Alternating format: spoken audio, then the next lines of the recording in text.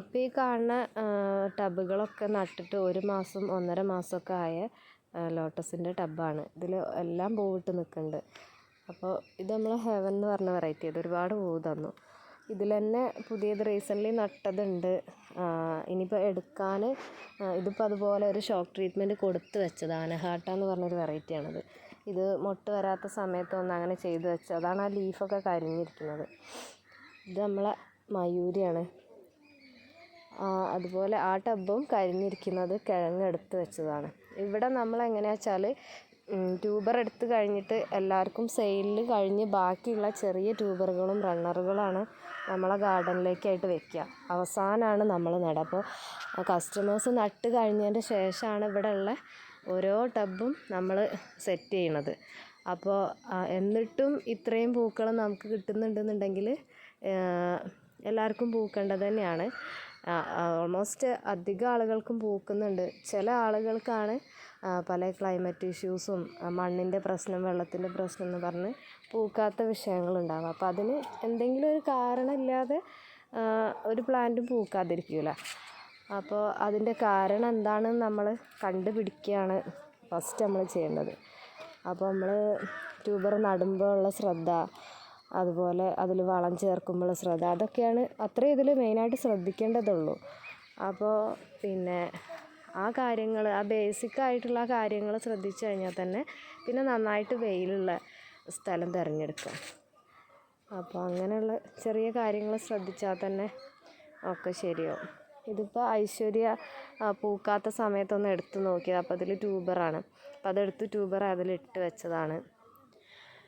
ഇത് അതുപോലെ നമ്മളെ ഹെവനാണ്, വലിയ പ്ലാന്റ്. ഇത് ഒരുപാട് ഇതിപ്പോൾ നട്ട് 1.5 മാസമായിട്ടുള്ളൂ കറക്റ്റായിട്ട്. എല്ലാവർക്കും കൊടുക്കാൻ കിട്ടിയിട്ടില്ല. നമ്മൾ ട്യൂബർ എടുത്ത് നോക്കി, അത് കിട്ടിയില്ല. അപ്പോൾ അതിൻ്റെ റണ്ണറുകൾ വെച്ച് പിടിപ്പിച്ചിട്ട് പൂ തന്നതാണ് ഇതൊക്കെ. മിനി എമറാൾഡും അതുപോലെ ഒന്ന് ഷോക്ക് ട്രീറ്റ്മെൻറ്റ് കൊടുത്ത് വെച്ചതാണ്.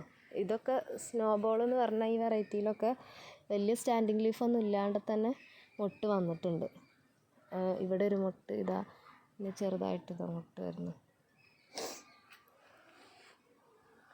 ഈ ഗ്രീൻ റൈമും നമുക്ക് മൊട്ട് വരാത്തത് കൊണ്ട് ഒന്നിപ്പോൾ ഷോക്ക് ട്രീറ്റ്മെൻറ്റ് ചെയ്യാമെന്ന് പറഞ്ഞ് എടുത്തതാണ്.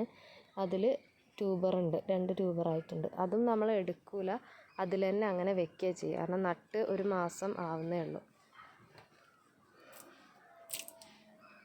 ഇതൊക്കെ ഇപ്പോൾ പുതിയത് നട്ടതാണ്. ഈ വാനിയ S1 ഇതൊക്കെ ഇപ്പോൾ നട്ടിട്ട് കുറച്ച് ദിവസമേ ആയിട്ടുള്ളൂ. ഒരു 18 ദിവസം ആവുന്നേ ഉള്ളൂ, 18 15ഒക്കെ. അപ്പോൾ അതുകൊണ്ടാണിത് പ്ലാന്റ് വല്ലാണ്ട് വലിപ്പമില്ലാതിരിക്കുന്നത്. ഇത് മധുരാധ എന്ന് പറഞ്ഞിട്ട് നമ്മളെ ഗാർഡനിൽ പുതിയതായിട്ട് ഒരു ഐറ്റം നമ്മൾ വാങ്ങി വെച്ചതാണ്. ഇതിൻ്റെ ഫസ്റ്റ് ഫ്ലവറിങ് ആണിത്. ഇത് ഒരു ബൗൾ ലോട്ടസ് വെറൈറ്റിയാണ്. ഒരേ സമയം ഇതിൽ ചെറിയ പൂക്കളാണ് ഉണ്ടാവുക, ഒരുപാട് പൂക്കളുണ്ടാവും. ഇതന്നെ ഇപ്പം 3 വിരിഞ്ഞതും ഉണ്ട്. ഇവിടെ ഇതാ ചെറുതായിട്ട് 1 2 3 4 മൊട്ട് വിരിയാത്തതും ഉണ്ട്. ഇതും പുതിയത് വാങ്ങി വെച്ചതാണ്. നമ്മൾ അടുത്ത വർഷമൊക്കെ ട്യൂബർ കിട്ടാൻ സാധ്യതയുണ്ട്. സുസ്മിത എന്ന് പറഞ്ഞൊരു വെറൈറ്റി. ഇതൊക്കെ പിന്നെ ഫസ്റ്റിലെ കുറച്ച് മുന്നേ വെച്ചതാണ്, ഒരു 1.5 മാസമായത്. അകിലൊക്കെ വിരിഞ്ഞിട്ട് സീഡായതാണത്. ഇത് അതിഥി ഇപ്രാവശ്യം ഒരൊറ്റ ട്യൂബർ പോലും നമുക്ക് കിട്ടിയിട്ടില്ല. ഒരൊറ്റ പ്ലാന്റേ ഉണ്ടായിരുന്നുള്ളൂ. അത് എടുത്ത് നോക്കിയപ്പോൾ റണ്ണറായിരുന്നു. അപ്പോൾ അതിന് 2 റണ്ണർ കട്ട് ചെയ്ത് വെച്ചു. ഒരെണ്ണം പോയി. ഈ ഒരൊറ്റ ടബിൽ നമുക്ക് അതിഥി ഉള്ളൂ കേട്ടോ. അടുത്ത വർഷമെങ്കിലും ട്യൂബറായി കിട്ടുകയാണെങ്കിൽ, കൂടുതൽ ആളുകളും ഇത് ചോദിച്ച് വെച്ചിട്ടുണ്ട്. മാക്സിമം ശ്രമിക്കുന്നുണ്ട് ട്യൂബർ കിട്ടാൻ വേണ്ടിയിട്ട്. കിട്ടുകയാണെങ്കിൽ എല്ലാവർക്കും എത്തിച്ചു തരുന്നതായിരിക്കും. ഇതൊക്കെ ഇപ്പോൾ പുതിയത് വെച്ച ഹെവനാണ്. ഇത് BV2 നമുക്ക് നമ്മൾ തന്നെ പോളിനേഷൻ ചെയ്ത് എടുത്തതാണ്. മൊട്ടിട്ടിട്ടില്ല, ഇത് വെയിറ്റിംഗ് ആണ്.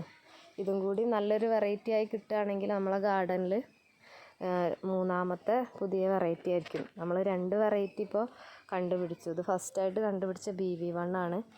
ചെറിയ മൊട്ടുണ്ട്. ഇതാണ് നമ്മളെ വലിയ മൊട്ട്. നല്ല ഫ്ലവറിങ് ഉള്ള ഒരു വെറൈറ്റി തന്നെയാണ്.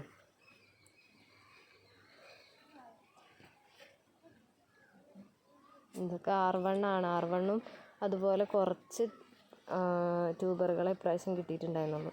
ഇതും ഒരുപാട് എൻക്വയറി ഉള്ളൊരു വെറൈറ്റിയാണ്. ഒരുപാട് ബുക്കിംഗ് ഇപ്പോൾ തന്നെ ഉണ്ട് അതിനൊക്കെ. ഇത് എംബാപ്പെ.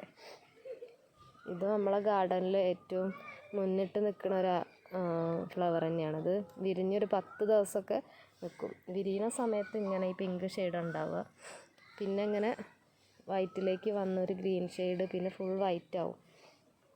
മൊട്ട് തന്നെ കാണാനായിട്ട് നല്ലൊരു ഭംഗിയാണ്.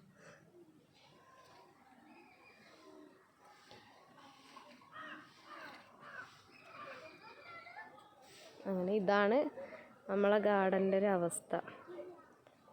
ലീഫ് കുറവും പൂക്കൾ കൂടുതലായിട്ടാണ് ഇപ്പോൾ ഇരിക്കുന്നത്.